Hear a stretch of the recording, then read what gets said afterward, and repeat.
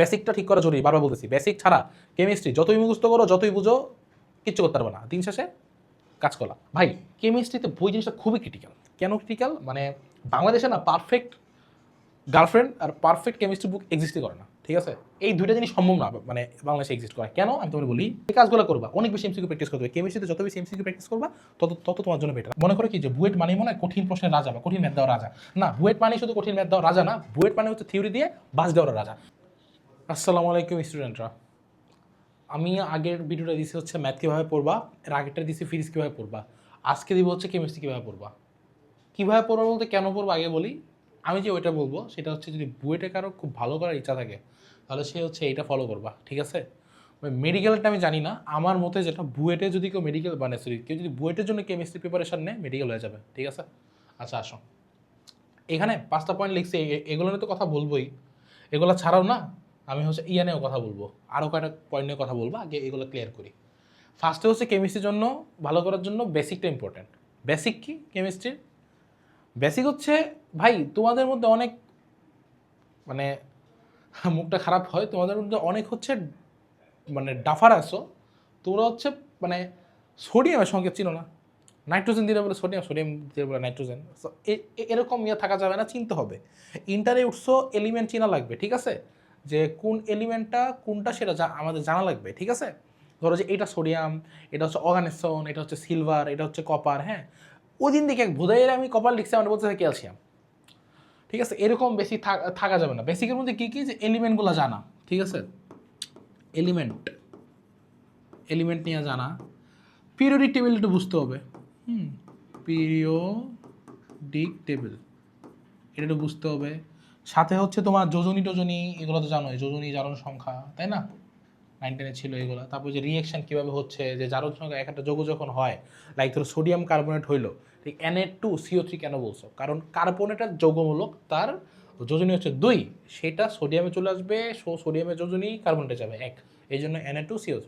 এই যে বেসিকগুলো এগুলো জানতে হবে। এগুলো না জানলে আসলে সব কিছু মিনিংলেস মনে হবে, বোরিং সাবজেক্ট মনে হবে, ঠিক আছে?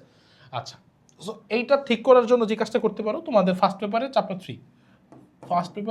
3 সেটা তুমি পড়তে পারো, ঠিক আছে? সেখানে খুব ভালোভাবে বেসিকগুলো ক্লিয়ার করা আছে। আরও যদি মনে হয় না আমার ওইটা খুব অ্যাডভান্স লাগতেছে, ইউটিউবে সার্চ করবা, পিরিয়ডিক টেবিলেরও দেখবা কী কী হয়, যোজনী কেমনে হয়, কম্পাউন্ড কেমনে বানায়, রিয়াকশন কীভাবে লিখে, হ্যাঁ, তোমার গাঠনিক সংকেত কী, আণবিক সংকেত কী, ভর কত, এই জিনিসগুলো হচ্ছে তোমরা দেখবা বেসিক থেকে, ঠিক আছে? বেসিকটা ঠিক করা জরুরি, বারবার বলতেছি। বেসিক ছাড়া কেমিস্ট্রি যতই মুখস্থ করো, যতই বুঝো, কিচ্ছু করতে পারবে না। দিন শেষে কাজ করা। বুক, ওরে ভাই, কেমিস্ট্রিতে যে বই নিয়ে যে বাহার, আমি তো সঞ্জিত কুমার ঘোষ স্যারের বই পড়ি মানে মাথা একদম তবলা নাকি। ভাই, কেমিস্ট্রিতে বই জিনিসটা খুবই ক্রিটিক্যাল। কেন ক্রিটিক্যাল? মানে বাংলাদেশে না পারফেক্ট গার্লফ্রেন্ড আর পারফেক্ট কেমিস্ট্রি বুক এক্সিস্টই করে না, ঠিক আছে? এই দুইটা জিনিস সম্ভব না মানে বাংলাদেশে এক্সিস্ট করা। কেন আমি তোমাকে বলি, হাজারি স্যারের বই ভালো না। ভালো কেন জানো? বইটা আসলে ভালো না। বইটা কেন ভালো মনে হয়? স্যাররা নিজেরা হচ্ছে স্টুডেন্ট লাইফে ওইটা পড়ছে, তারা ওইটা থেকে কোশ্চেন করে, তো ওইটা পড়লে তোমার কমন পড়ে, তাই বিদায় মনে হয় হাজারি স্যার ভালো। বইটা ভালো না। বইটার মধ্যে পরীক্ষা যা আসে তাই সিলেবাস মনে হয় ভালো। শোনো, একটা আদর্শ কেমিস্ট্রি বইয়ের এক্সাম্পল হচ্ছে খুবই ডিসক্রাইবলি বর্ণনা করা থাকবে, যে তুমি যেন পড়লে নিজে নিজে বুঝো। টিচার কেমিস্ট্রি পড়াইতে পারবে না। আমি বারবার বলি এটা, টিচারের পক্ষে কেমিস্ট্রি পড়া সম্ভব না। টিচারের কাজ হচ্ছে গাইডলাইন দেওয়া, যে এটা পড়ো ওইটা পড়ো, তোমার পরে ইমেজিন করতে হবে। সেই ইমেজিন টিচারের পক্ষে করা সম্ভব না, নিজের করতে হবে। সেটা কই আছে জানো? সেটা গুহ স্যারের বই আছে।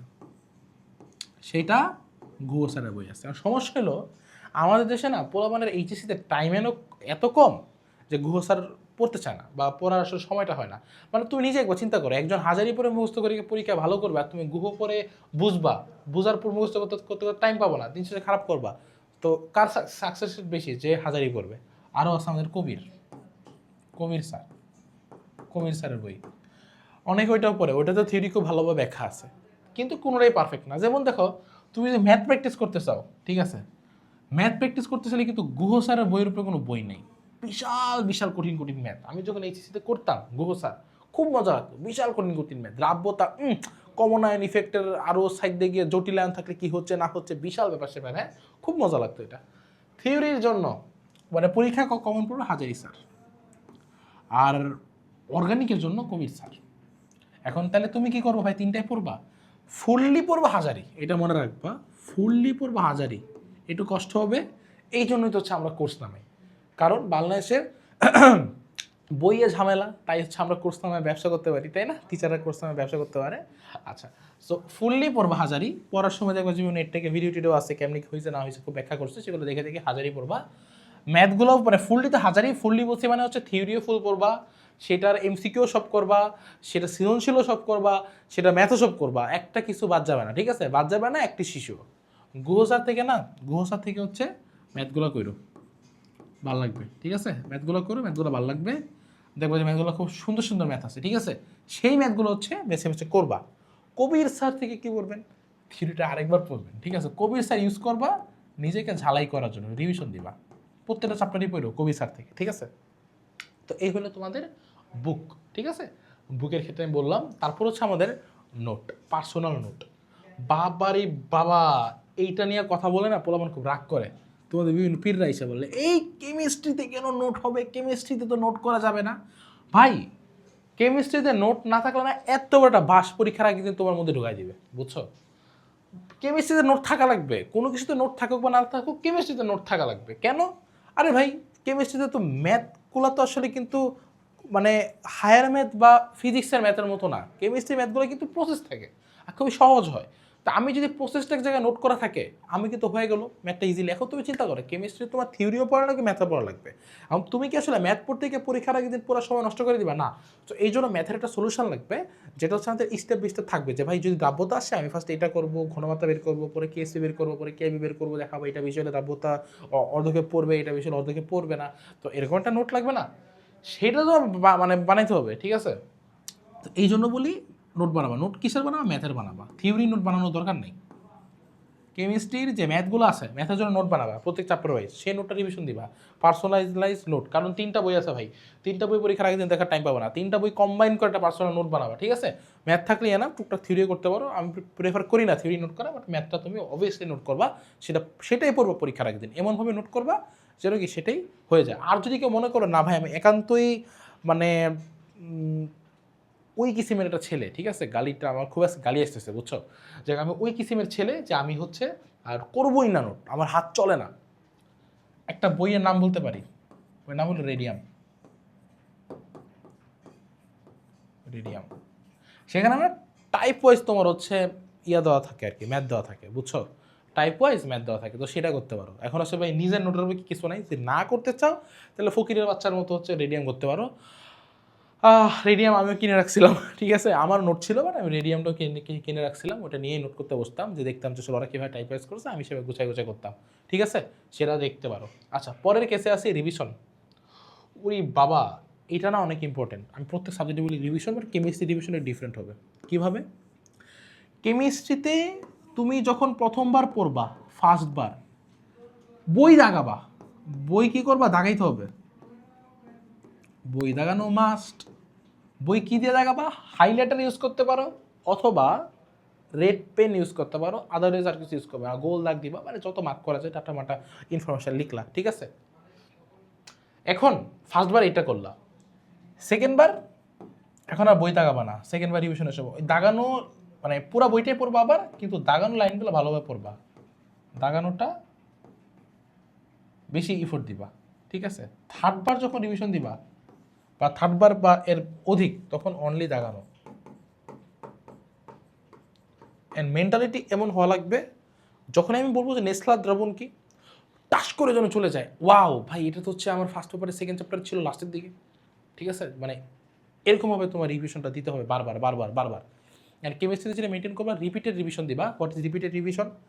ধরো যে আজকে চ্যাপ্টার 2 পড়ছো, পড়ার পর তুমি চ্যাপ্টার 3 পড়তেছো, তো চ্যাপ্টার 3 পড়তে পড়তে এটা শেষ হওয়ার আগে চেষ্টা করে চ্যাপ্টার 2টা আরেকবার রিভিশন দিয়ে দেওয়ার। আবার যখন চ্যাপ্টার 4 যাবা, চ্যাপ্টার 4 শেষ হইতে হইতে চেষ্টা করবা চ্যাপ্টার 2 and 3 একসাথে রিভিশন দিয়ে দেওয়া, ঠিক আছে? একটু কষ্ট হবে, বাট এটা করাটা ইম্পর্টেন্ট। কেমিস্ট্রির সিলেবাস খুব বড় না, খুবই ছোটো সিলেবাস, 5টা করে চ্যাপ্টার, 10টা চ্যাপ্টার, অর্গানিকটা একটু বড়, বাট রিভিশনটা এই জন্য কন্টিনিউ রাখবা, বেটার হবে তোমার জন্য, ঠিক আছে? তারপর হচ্ছে প্র্যাকটিস। ইহা पर খেল ঘুম যাতা है, পোলাপান না কেমিস্ট্রি বলে প্র্যাকটিস করার কিছু পাই নেই, কেমনে পাও নাই প্র্যাকটিস করার তুমি? কোশ্চেন ব্যাংক আছে তো, কেমিস্ট্রি অ্যাডমিশন কোশ্চেন ডিফারেন্ট হয়, এইচএসসির মতো হয় না, এইচএসসির মতো হবে না। থিওরি কোশ্চেন প্র্যাকটিস করতে হবে। কেন? থিওরিতে তোমাকে দেখবা বহু নির্বাচনী প্রশ্ন বলা যায় 1 ও 2 2 ও 3 3 ও 4। তো ওই অ্যাবিলিটি অর্জন করা লাগবে যে মানে থিওরি কমন পড়ে নাই হুবহু। তবে তবে আমি আমার বেসিক যে ইনস্টিংক্ট বলে, হিউম্যান ইনস্টিংক্ট, সেটা থেকে হচ্ছে আমি নিতে পারতেছি, মানে গ্র্যাপস করে আমি হচ্ছে অ্যান্সারটা বলতে পারতেছি। এর জন্য খুব বেশি প্র্যাকটিস করা হবে। প্র্যাকটিস বলতে কেমিস্ট্রিতে প্র্যাকটিস করার ক্ষেত্রে এমসিকিউ প্র্যাকটিস করবা, আর খুব বেশি এরকম প্র্যাকটিস দরকার নেই, যত পারো তত এমসিকিউ প্র্যাকটিস করবা। দিনে এমসিকিউ, রাতে এমসিকিউ, দুপুরবেলা এমসিকিউ, ঘুমের থেকে উঠে এমসিকিউ, ঘুমাতে যাওয়ার আগে এমসিকিউ, গার্লফ্রেন্ডের সাথে মিট করার আগে এমসিকিউ, গার্লফ্রেন্ডের সাথে মিট করার পরে এমসিকিউ, বন্ধু বান্ধবের সাথে হ্যাংআউটের আগে এমসিকিউ, হ্যাংআউটের পরে এমসিকিউ, মানে এমসিকিউ আর এমসিকিউ কেমিস্ট্রি। ঠিক আছে? আমরা কী করতাম জানো? তোমার ওই ফটো কার্ড বা হচ্ছে ছোটো ছোটো কার্ডগুলা ফোনে সেভ রাখতাম, বিভিন্ন অ্যাপ আছে, ঠিক ঠিক আছে, সেই অ্যাপে সেভ রাখতাম, সেই অ্যাপে সেভ রেখে সেখান থেকে রিভিশন দিতাম। তো এই কাজগুলো করবা, অনেক বেশি এমসিকিউ প্র্যাকটিস করতে হবে। কেমিস্ট্রিতে যত বেশি এমসিকিউ প্র্যাকটিস করবা তত তত তোমার জন্য বেটার। আমি আগেই বলতেছি, ইঞ্জিনিয়ারিং এই যে কথাগুলো বলতে সবগুলি কিন্তু আসলে ইঞ্জিনিয়ারিং কেমিস্ট্রি প্রিপারেশনের জন্য। কেউ যদি মনে হয় বোর্ডে আমি লিখতে পারি না কেমিস্ট্রি, বোর্ডে কেমিস্ট্রি লিখার এবং অ্যান্সার করার বিভিন্ন প্রসেস আছে, সেইগুলো না করলে কিন্তু ভালো মার্কস দেয় না। আমি অবশ্যই ওইটা নিয়ে পার্টিকুলার ভিডিও বানাবো, কিন্তু আজকের ভিডিওটা হচ্ছে ইন্টার লাইফ থেকে কীভাবে তুমি হচ্ছে বুয়েটে যেন কেমিস্ট্রি ভালো করতে পারো সেই প্রিপারেশন রাখবে। এটা 1-2 দিনে হবে না, সেটা তোমার মিনিমাম 1 থেকে 1.5 বছরের একটা গোছানো প্রিপারেশন লাগবে। তার জন্য এই জিনিসটা বলা। এখন আমি একটা কথা বলি, যা তোমরা মনে করো কি যে বুয়েট মানেই মনে হয় কঠিন প্রশ্নের রাজা বা কঠিন ম্যাথ দেওয়ার রাজা। না, বুয়েট মানেই শুধু কঠিন ম্যাথ দেওয়ার রাজা না, বুয়েট মানে হচ্ছে থিওরি দিয়ে বাস দেওয়ার রাজা। বুয়েটে কেমিস্ট্রিতে থিওরি বেশি অংশ আসে, এটা অবিশ্বাস্য না, কোশ্চেন খুলে দেখো। বুয়েটে কেমিস্ট্রি থিওরি বেশি আছে। কি থিওরি আছে জানো? চ্যাপ্টার 5-এ দেবা কর্মমুখী রসায়ন, যেটা পাত্তা দেয় না, ধুম করে এটা চার্ট তুলে দিতে বলবে, এই চার্টটা ফিল আপ করো। 5টা এনজাইম দিয়ে বলবে এটা কাজ কারবার বলো, ধুপতে হবে একটা রিয়েকশন দিয়ে বলবে এইটার কমপ্লিট করো। তাইলে কি দেখো ম্যাথ কয়টা আসছে?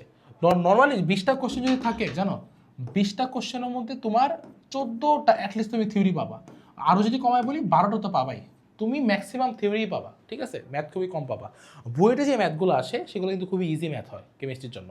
কেমিস্ট্রিতে কুয়েট রুয়েট চুয়েট, সিকে রুয়েট যদি বলি, সিকে রুয়েট যদি বলি, এই সিকে রুয়েট এটা তোমার মানে কঠিন কঠিন কোশ্চেন আসে।